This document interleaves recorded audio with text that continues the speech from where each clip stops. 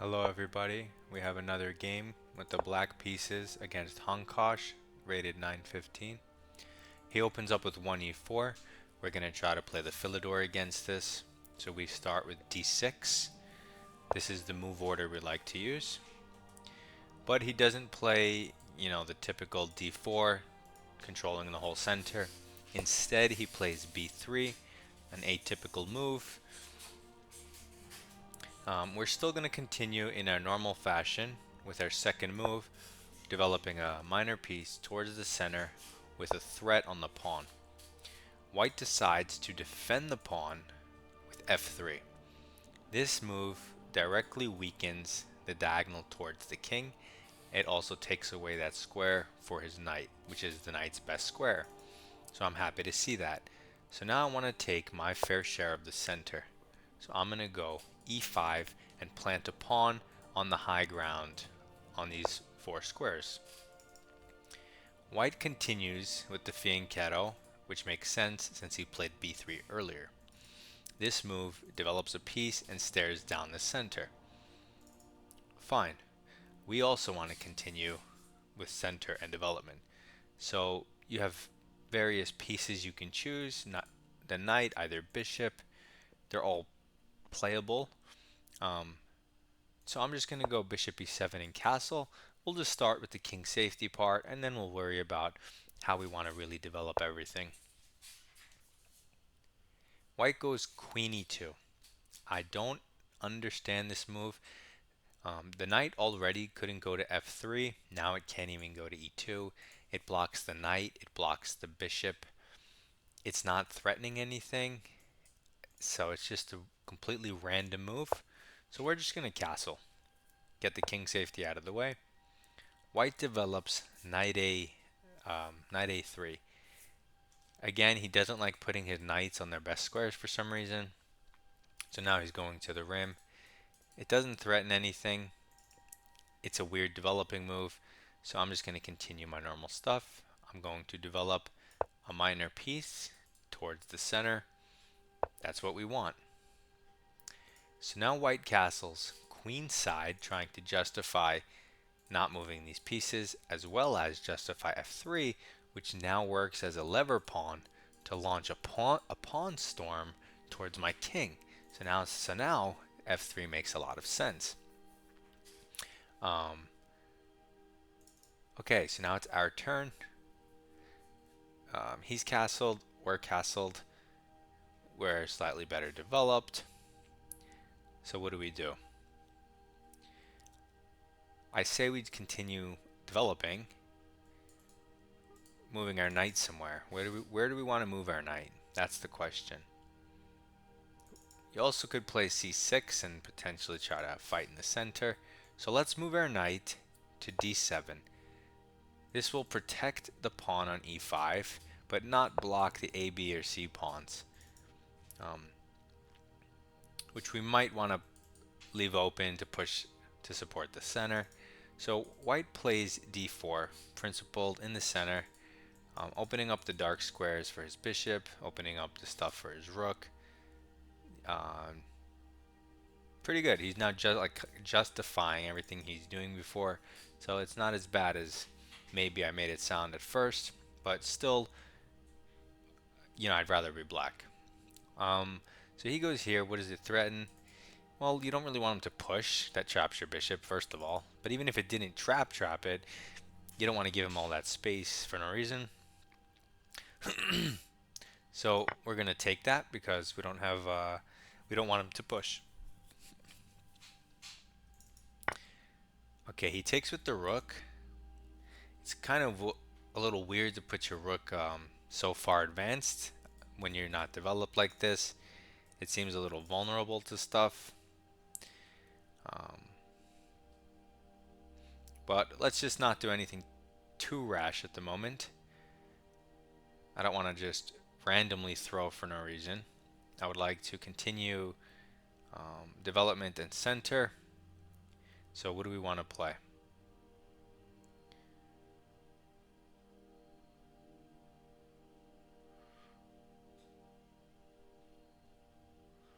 I kind of want to play c5. I'm going to play c5, attacking this rook and controlling the center. Normally, if this was like a same side castle position, this might be a weird move because there's this hole here on d5. But I also intend on pushing my d-pawn and getting rid of that hole, so it wouldn't apply. So yeah, I still want to play for center and for development. We could develop the queen, could develop the rook, but I kind of want to push this and fill that hole like I mentioned before. The thing is, if he takes, you could take with the knight. That looks fine. But if he pushes, which is fine because it blocks his pieces, I guess you have to move the knight back to e8. And its future, it can always reroute. It really doesn't matter. Yeah, it really doesn't matter. That looks good either way. Whatever, we'll go for it. We'll play in the center. Okay, he does not push the pawn. He pushes the other side. He's trying to create a pawn storm on my king. But the thing is, if the center is fluid and possibly, it's dynamic, it can be opened. Like I'm opening it now. Maybe these pawns never reach my king. Maybe they're just liabilities. I do notice that my queen is in this alignment, but I also deem that this is all well defended, that my queen is never in danger. He takes the pawn this way, or he takes whatever, yeah, the pawn that way. The drawback is this pawn, and this alignment looks pretty bad. It's not deadly because of the knight, but it's still pretty bad. I do want to get my queen out of the way of this rook, and like I mentioned, now that the center's, I open the center, moves on the flank are not going to work really. So instead of blocking with the knight, he just moves the queen, but this hangs the rook. So without too much thought, I want to snatch that. He takes with the king, which is absurd because it lines up with the queen. So now I get to improve my knight, which I normally couldn't because it would hang, but I get to do it for free because it's with a check. So now I could jump my knight from here to, let's say, here for free. Okay, so my knight is hanging. I don't want to move it here though because that's not a particularly good square, so I'm just going to leave it where it is. It's a beautiful blockading square. And I'm going to sidestep my queen to c7. This develops my queen. It looks at the center, and it connects the rooks, and it makes space for the rooks. And like I said, I want to keep a piece here on e5. It's a nice central outpost. Can't be kicked by a pawn. Any black piece would sit well here. That's why he challenges it with a knight. That makes a lot of sense. So it's currently hanging. It's hit twice. This bishop is not putting in work at the moment, my dark square bishop. So I'm going to improve it, and now it's hitting the center. It's also defending the knight. And should he make a bunch of trades, we will end up with a piece on that square. If at the end of the line he goes knight c4, let's say hitting our queen, we can always go queen takes e4, taking the pawn. And he can't take this pawn because his rook's hanging. So he goes knight g5. This releases the pressure off of the center and looks at my king, but he's not coordinating with anything like other than this knight, so I don't feel threatened at all.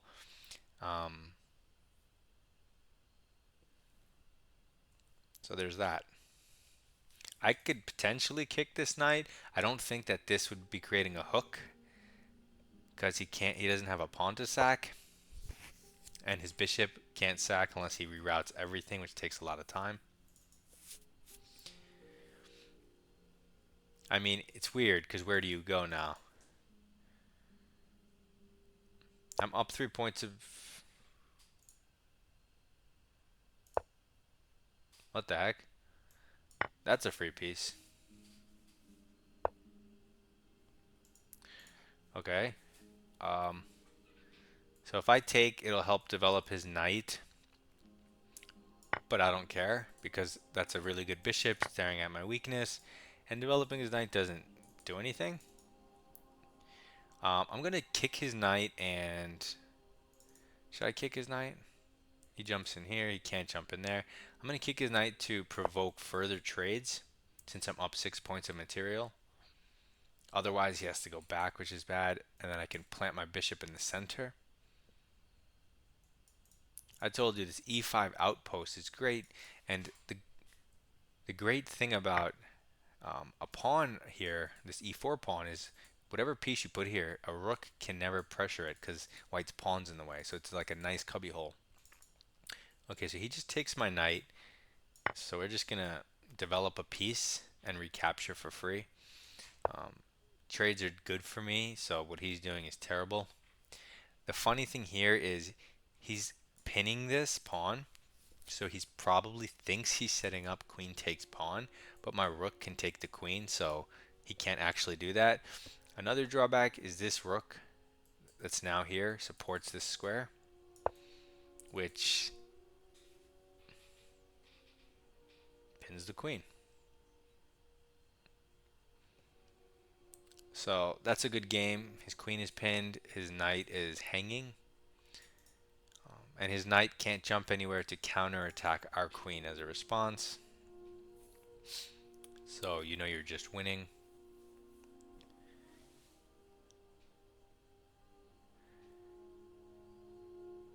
And I don't think this guy's thinking. I think he's just angry. Because he wrote to me earlier in the chat, too slow. So he takes this. If you take with the queen, that's a good move. Notice the rook defends the bishop, so you don't need the queen to defend the bishop. So now he's just molding. Because obviously just resign. What are you doing? So we throw in this check. It even disconnects the queen. Let's just take the queen. We'll give this check. We'll just try to end the game. There's nothing to see here. Move along, move along. Nothing to see. Nothing to see. I didn't even realize I had a rook on a8. I forgot about that piece.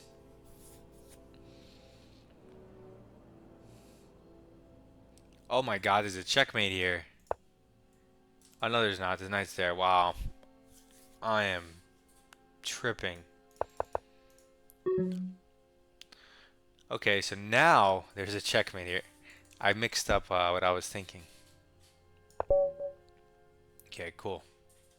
So we win that game with under a minute on our clock. He's right, I am too slow. He sent me a rematch offer, which no. Don't tell me I'm too slow and then offer to play me again. This guy must have a lot of time on his hands. So anyway, we center and development. Development and center. Center and development. Development. King safety. Development and center. Development and center. Kind of a forced move. Center and development because I wanted an avenue for my queen. And then center and pushing these pawns and getting rid of them. These pawns will always increase your piece activity or your development. Forced move because this just wins stuff, so it's free stuff. It's a forced sequence that wins stuff. Free stuff. Improve a piece for free. And then the rest is just, the game's already won. You're up 3 points of material. You just continue your development. Make sure you're not hanging anything. It's like, and take free stuff. That's all it was. Nothing special. Just a quick computer analysis to make sure I didn't blunder my queen. Which happens more often than I care to admit.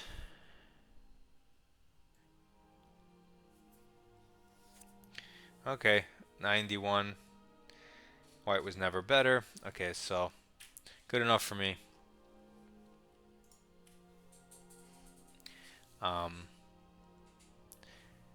Submit your rapid games in Discord. Good luck in your chess.